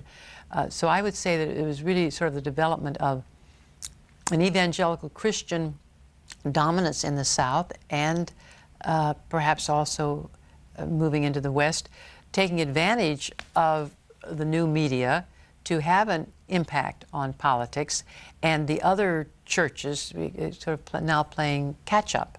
But the difference between the two regions is that the South stayed with the evangelical churches, and the North pretty much stayed with their traditional churches. There are lots of exceptions to this generalization, but that, I think, explains it. Well, I think you're right. I think it's hard not to have your views colored, but I certainly try very hard to avoid that. As I say, I take a very positive view of the way in which the free enterprise economy developed in England and in the United States, the colonial period in the United States, because I try as much as I can to see it in terms of the participants in history at that time. Same thing is true. I'm an ardent feminist, but that doesn't mean that I find crypto-feminists in the colonial past or the early national period. I see that women had a variety of values, and they took advantage of different things in the society to explore their potential, but I don't assume that they are pressing against bars that are keeping them down, though I do recognize the role that culture plays in shaping all of our expectations. It's a challenge. It's a hard challenge, but if your son is a history teacher and a conservative, it's what he also faces when he tries to represent the various reform movements. I'll say one thing about American history is we've always given more attention to those people that wanted to reform society. It's probably because it's an activity. There's motion, there's signs, there's slogans, etc. So that in general, we don't give as much attention to the people who are happy with the status quo and prefer stability over change, even progress. I don't agree with much of it. I remember I was driving in North Carolina on a Sunday, and I can't now think of the NPR reporter, but at any rate, he was interviewing someone who said he looked to Jefferson for moral guidance. This was a man who had a column about morals, and this NPR reporter said, Jefferson for moral guidance, he was so devious. Well, I practically ran off the road. I was thinking, where does this idea that Jefferson was devious come from? The same thing with being vindictive. I think Jefferson was outraged at what Burr had done. He felt that Burr had been conspiring with the Spanish to hive off a chunk of the West to join with the Spanish provinces in Mexico. He thought that he was taking money from the British, which he was, and I think that he was indignant. Jefferson was a kind of expressed moral outrage. That was a very strong, we might say, perhaps that's a fault to be morally indignant, but he was. He did have a very strong sense of values and could be outraged easily. Vindictive, I don't see. He thought he should be brought to trial for treason. A lot of other people thought he should be brought to trial for treason. He probably was treasonous in what he was doing. I don't think that Jefferson was particularly manipulative. Jefferson was he was a bringer together of people. His cabinet was quite unusual in that he listened to everybody. He was very much influenced by them. He had dinner parties. He tried to have dinner parties with the Federalists and the Republicans together. The Jefferson Party was called Republicans then. And then they were too contentious, and he didn't like all that contention over dinner, and so then he had them separately. And I'm sure he talked about politics, but I don't think that Jefferson was manipulative. Jefferson has a lot of critics, and I suppose what is looked at as consensus building to one historian looks like manipulation to another. Not really. The Barbary pirates were they bribed countries. They said, you know, we control the Mediterranean, or we can at least wreak havoc on your trade. Give us this $1 million, $2 million, and we'll see that your ships go through with safety. I mean, it was a what do we call this? It was a protection racket. Very different from the terrorists today. That should have had J.G.A. Pocock. I think what they bring to scholarship, well, is enormous talent. That is, a talent to conceive of research questions, to design the research, and then to bring it to fruition in beautifully written books. And that's just an incredible talent that you cannot help but admire. All of those people, including Pocock, have done a lot of writing. There's a lot of scholarship, and they have a very strong point of view. there have been certain things that they've been interested in, and because of that, they have been leaders. Other people have followed them. In the case of Morgan and Balin and Green, dozens of graduate students who are now well-known historians. In the case of Gary Nash, graduate students to be sure, but really a whole generation of social historians followed him. Gary Nash was the one who wrote a book called Red, White, and Black that made the point that America's foundation, there were 3 races. Before that, there had just been an empty continent, and Europeans came, and then they settled, and then they brought slaves, and it was just, the whole story was about those European settlers. And Nash's perspective is now found in every single textbook of American history. You start with those 3 races. It's an interpretive decision, but it seems to me a very defensible one and comprehensive one. So I think that's what I admire about them, is their enormous talent, the fact that it's sustained through a long career of scholarship, that they have very strong voices, and that they've been influential. Thank you for your compliment. I think that teaching to the test is dreadful. There's no question about that. But I think we're going to have to come up with some other ways to ensure the quality in public school teaching, because I think there are probably a lot of schools in which not very much teaching about history goes on at all. And I do think we ought to have a commitment to conveying the substance of scholarship about American history and world history. Then we can talk about interpreting in the student's perspective. I don't think you can have students talking about the past before they know something about it. And we have to figure out how we're going to get knowledge into the school curriculum. The American historical, you say we in higher education sort of ditched public schools and left them, you know, to struggle on with this terrible pressure of teaching to the test.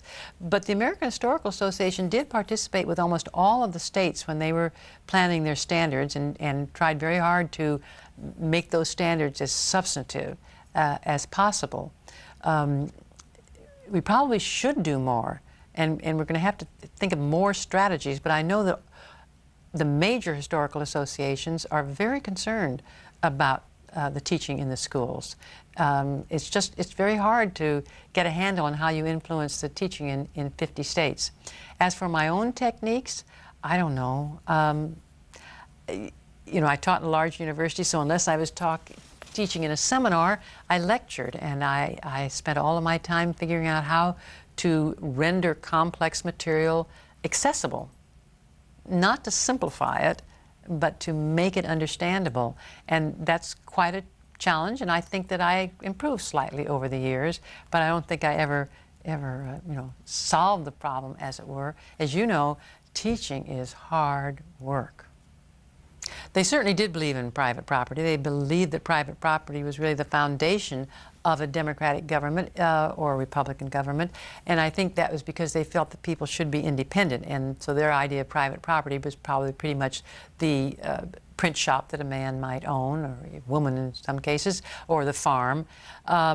And they also feared concentrations of wealth. They thought that was the big difference between European countries and the United States, that there was a dispersal of property, which there was. And this country was about 80% agricultural at the time, and aside from the plantations, which were privately owned but also controlled the labor of a whole slave population, elsewhere this property was widely distributed. It's interesting that the Founding Fathers didn't come up in the estate tax discussion. Jefferson has kind of 2 views on this. He was very pleased that Americans didn't practice primogeniture, which was to leave the bulk of an estate to the first son. The British practiced this because they wanted to keep that aristocratic family together. And so his view was that you should have as wide a dispersal of inheritance as possible. On the other hand, he said to take from one because him or his father has exercised the skill in industry to acquire property, and to give it to another whose father or he have not used the same industry and skill violates the first law of association, I think, which is that everyone deserves the fruits of their labor. So to use the Founding Fathers, you can't selectively quote. You're going to have to go back and get a full picture of what they thought the role of private property was in the society, and the way in which it impinged upon politics. They do get rid of the, they are, and their peers, and their younger peers particularly, are getting rid of the property qualification for voting. So they very much oppose that. I don't think that every university has to have a graduate program. Every university has to have a graduate program in every field. Graduate programs are expensive. They take more time from the faculty, and they take resources. Graduate students usually have to have money so they can visit archives. It's very important in history that the university have a large library. Now, with internet resources, that may not be as important as it once was, but it's still very important. I think that it's entirely possible that for many universities, money could be better spent on the undergraduate program. So that would be my opinion on graduate education. Graduate education is, after all, training professionals. And like some universities don't have medical schools, some universities don't have law schools, and I don't see why every university has to have a graduate program in every field. The second part of your question was about newspapers, freedom of the press. I think this administration is very unhappy about leaks. It started out with not having much of a leaky vessel in the White House, and has sprouted some leaks. And this means that newspapers get stories that the administration would not like to see in print. I don't know. I think people say that it is much more secret than previous administrations. I would say that it was started out being much more disciplined. It's the discipline that really counts, is whether you get the people who work in the White House not to leak. And I think that that's a common goal for the president, not to have policy decisions or leaked before the decision has actually been made. I think that's understandable, and I think it's also understandable that presidents are unhappy when newspapers do publish things, and as in the case of the surveying bank accounts and eavesdropping, I think there's a certain real anger that this has come out. But I certainly think it's important that newspapers do this, and I think the newspapers publishers and editors are very careful about republishing something that they think would actually be injurious. It's that gray line between what's already out there and isn't going to be influence, say, something to do with terrorism, that is probably people take different stands on. And my conviction is that newspapers, and by that I extend to television media, that it's extremely important that they get the information to the public. I think that the newspapers, I say newspapers because I'm old, the news media, to cover all of them, have been pretty uncritical of politics in this last decade, and I think they could do more investigating and publicizing of what's going on in the government. It's very little that the public can't benefit from knowing. I started out in journalism. I left when I graduated. I went to New York and I worked for Mademoiselle magazine. And that really wasn't in journalism, though I did do a follow-up after I left them. I was actually doing some merchandising campaign for them. But then subsequently I did research for Mademoiselle articles. But my real stint was working for the Pasadena Star-News. I was a stringer, and a stringer is somebody who is given a certain community. I was given the community of South Pasadena to cover the news for the Pasadena Star-News, and I did that from my home, except for going to Board of Education and City Council meetings, because I was then a mother, which leads into my second career, which is really as a homemaker from the birth of my daughter until 9 years later. I started graduate work, but then I could still do the graduate work and be home, and it was another 6 years before I was teaching. Douglas Adair was a wonderful man. Douglas Adair was my professor at Claremont Graduate School. He'd come from William & Mary College, and he was the editor of the William & Mary Quarterly, which is the most important scholarly journal in the field of early American history. And he put it on the map. He took the third series and he made it the most important, and subsequent superb editors have continued that tradition. He was a Southerner. He went to Sewanee. He was from North Carolina, had a very soft Southern accent. He'd done his doctoral work at Yale, and he'd worked on Jefferson and Madison. And these people were like friends of his. He would say, "Old Jamie, you know, he practically had a nervous breakdown. The people, everybody he knew was out there riding their horses and gambling all day, and he was with his books, and he was very lonely." I'm making it sound too folksy, but it was just infectious, his love. I went to graduate school. I wrote my, I don't know, whatever you write, prospectus or something other. I was going to study the late 19th century. I met Douglas Adair and changed all that, and changed to colonial history. Sidney Mead. Well, Sidney Mead was probably the most distinguished church historian, religious historian in America in the 50s and 60s and 70s. Certainly one of a handful of distinguished ones. He'd come from Chicago Divinity School, and he came to Southern California, and the Southern California Theological School, and it was adjacent to the Claremont colleges where I got my degree, and so I could take a field with him, and I did. And he took, before that, American religious history had pretty much been denominational history. People wrote history of the Presbyterians, of the Methodists, the Baptists, and a cohort. He wasn't the only one, and a cohort of historians. Martin Marty, who's very active in public life today, is one of those who looked at American religion and tried to interpret and analyze it in terms as a pervasive cultural influence in American history. And he had a superb conceptual mind, and also as what I say he's a fluent writer. It reads like he's fluent. Actually, he took a long time on everything he wrote. And one of my fields was American religious history in the 17th and 18th centuries. I have to remind the caller that I'm an historian, and I am an historian of the 17th and 18th centuries, so I'm really not an authority on contemporary politics. I can only speak as a fellow citizen on these matters.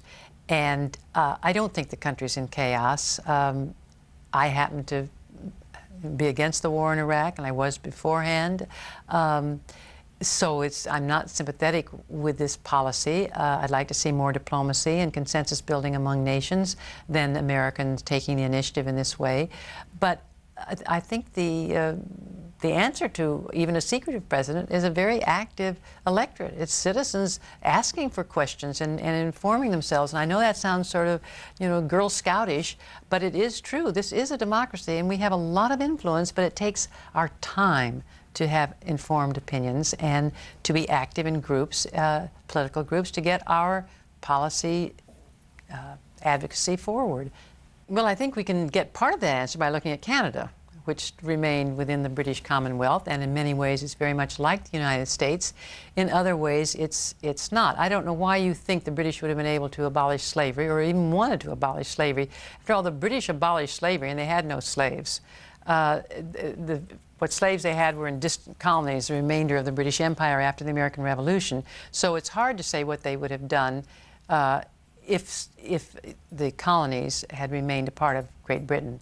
It's a lot easier to abolish slavery where there aren't any slaves than it is to abolish slavery where you have a large number of influential people and a large number of your property tied up in them. After all, in the North, they did abolish slavery a lot faster than the British abolished slavery, starting in 1780, and by 1804, every northern state had put slavery on the road to gradual abolition. So I don't share your, what seems like a rosy view of the improvement in the United States had we stayed with Great Britain. I think, as I say, the example of Canada suggests that we would be not all that different.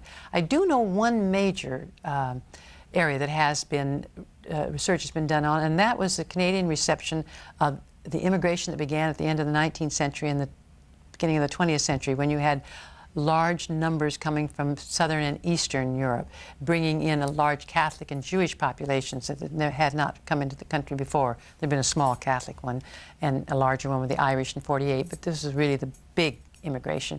And the Canadians tended to be very Anglo-focused, and they wanted to be an English country, and the immigrants were sort of encouraged to go to the West, whereas the United States had this idea of the melting pot and of being a country that could take all people. Now, the temperature on the melting pot wasn't high enough to really thoroughly melt it, but it nonetheless was a pretty important ideal, so that I think that we integrated more people of different ethnic and racial backgrounds than Canada, and I think it has created a very different ethic in the United States. I think there's a tremendous amount of pride in our capacity to assimilate people. And you might say, hey, what about this immigration controversy now? And that's true. It's being challenged again. But I have no doubts that we will integrate this immigration population as we have in preceding decades. So I think the countries would have been morally different, but economically and politically pretty much the same. Well, again, I'm not a constitutional lawyer or a constitutional historian as such. I was very much opposed as a citizen to that New London ruling, sort of shocked by it. And I saw in the paper a couple days ago where the last property was purchased by the city and the protesting New London families. It's been pretty, I mean, using eminent domain, it's been pretty consistent in American history to use it. We certainly used it for the building of the railroads. Maybe this idea of improving the tax base and moving families out and building a mall or whatever, or the often frequent condemnations for building a stadium. Maybe they're carrying it too far. I wouldn't be surprised if there were another constitutional case or another case come before the Supreme Court that might pull back on that ruling. So it's a mixed picture. It's certainly, you can see examples in the past, but probably not quite as liberal as this use of it. I'm all for abolishing it, but it's going to be very hard. The original intent of that, I think, the thinking was we want the people to participate in voting for everyone. They participated in voting for the representatives directly. They participated in voting for the state legislatures, which originally chose the senators until that constitutional amendment provided for direct election of senators. And then there was this idea we want them to vote for the president, but most people don't really know who the leading figures are. Better for them to vote for prominent people in their neighborhood because they are prominent. They will know the national figures, and so they will indirectly elect the president by means of this electoral college. That was just immediately knocked out of the picture with the emergence of political parties. In 1800, when Jefferson was elected, there was a tie vote for him and his vice president because voting discipline was so strict that every person for Jefferson voted for both Jefferson and Burr, even though Burr was clearly to be the vice president. So the Electoral College in that sense didn't function the way the Founding Fathers thought it would because it doesn't really function once you've got political parties organizing the vote. Now what it does is give an enormous power to small states because the real error, if I may say this about the Founding Fathers, is that they should have had the Electoral College reflect a state's representation in Congress. That would be a true reflection of its population. But no, they added 2 senators to every state. So Delaware and Idaho and North Dakota, I mean, there are a whole bunch of states, I think about 9 of them, that have only, that's probably too many, 6 that have only 1 representative, but they have 2 senators. So that is a 200% increase in their presidential voting power. Whereas California, with its 54, maybe 56 now, representatives, the 2 additional senators represent a very small increase of power. So I think it's very unfair. I think it's weighted to these small states. That having been said, we haven't had very many elections in which the popular vote was different from the Electoral College vote. Even 2000, if you think that those people in Palm Beach didn't really intend to vote for Buchanan, they really intended to vote for Gore, and that Florida would have gone for Gore, even then you would have had the Electoral College going with a popular vote. I think if we had 2 or 3 elections within a 6-election span in which there was a difference between the popular vote and the electoral vote, we would get around it. We'll never repeal it because the small states are the ones that benefit from it. I can't imagine that they would vote for a constitutional amendment. But there is a movement which is going through the legislatures right now to get the largest states, those large enough to control an election by the top 9 states, to inform their electors that they will vote for whichever candidate gets the popular vote. And that would just obviate the Electoral College, and I imagine we'll have that if, as I say, we have too many elections in which the popular vote is different from the Electoral College vote. 2 words, Erie Canal. New York has this great harbor. It's more accessible than Philadelphia's harbor. It had a very imaginative governor in DeWitt Clinton who had the capacity to get the bonds in the state to build the Erie Canal. And once you connected the Middle West, or the Northwest, with New York by means of the Erie Canal, then that harbor was just going to boom. So I think that's how I would explain it. I agree, though I don't know that she's neglected. You'd have to say neglected in relation to how much time is spent on the Puritans. I think if a certain amount of time is spent on the Puritans, then Anne Hutchinson usually gets a fair amount of that time. It's sort of like what I said, how our histories are really give more attention to reformers. They give more attention to dissenters, too. And Anne Hutchinson usually gets her day in the classroom, and she was courageous, independent, and extraordinarily bright. And bright and brave to face all of those men who brought her to court and leveled these charges against her. She was an impressive woman. I'll take the last question first. No, I didn't, though I appreciate their work. Well, Oliver Cromwell plays a role in the Puritan New England, and they see him as a kind of a hero because he was a Puritan and he did uphold the Puritan principles, though he could also have been seen as a dictator. Now the middle question, oh, Napoleon. Well, that's a dismissive remark of Napoleon's. That's a remark from the standpoint that a glorious nation is full of murderers like him. I mean, a glorious nation has a military presence. They have aristocrats. What do the English have? They have all these shopkeepers. What do they have? They don't have the glory of the French empire that he established. They just have the largest city in the world and the greatest navy and the most developed economy. It's just a put down, but it's kind of a pathetic put down. Yes, I know Sarah Evans, and I know her book, and I admire it a lot, and I think that we do need more citizens' activity in pursuit of public policy goals, like, as I mentioned earlier, the living wage for laborers and health care and the really important measures for enhancing the quality of life and the range of personal development among men and women and children in the United States. No, there's so much living that has taken place between their age and the present. I just don't know how you could even approach such a question if you want honestly to think it through, because you would have to assume that they had lived through all of the changes in society, changes affecting ordinary men, changes affecting African Americans, affecting women, affecting the family, affecting religion, and then get to what they might think with some what you thought were sort of essential qualities that they have. I couldn't imagine how I'd answer it. I don't know that it was, I've never heard that before. You may be right, that Jefferson's gospel was given to the elected members of Congress. I kind of doubt it, but it's possible. It was recently republished. You could get on Amazon and you could get a copy. You know, when you say, why don't people know about things, there's so many things in the American past to know about. One historian doesn't keep them all in his mind or her mind, but that gospel is written about and it is available in print. Yes. Well, I've just begun a book. I think it'll be a book. It's hard to say when you start, write the first. I'd like to write a brief history of capitalism, which would be designed for a larger audience, and that would really focus upon the way in which this free enterprise economy, which after all grew within a very traditional society, the way in which it broke loose of those traditional restraints and what were sort of the key decisions.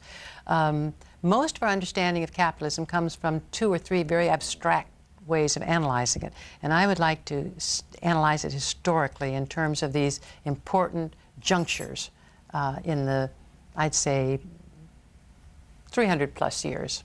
It's a collection of the best articles judged by a committee of 9 people on the best articles that were published in American history. And that's about the cohort of Americans who were born after the Revolution, those between 1776 and 1800, and how they took advantage of the Revolution in their careers, their lives, their religion, their politics. It's a presidential biography. I do have another book, Capitalism and a New Social Order, which is about the Jeffersonian opposition movement as it develops in the 1790s. But this is the only book on Jefferson, per se, though I've written a number of articles and essays that have appeared in collections about Jefferson. It's been a wonderful opportunity to appreciate it, and thank you to the people that called in and those who wanted to and didn't get through. It was really, really exciting to answer your questions.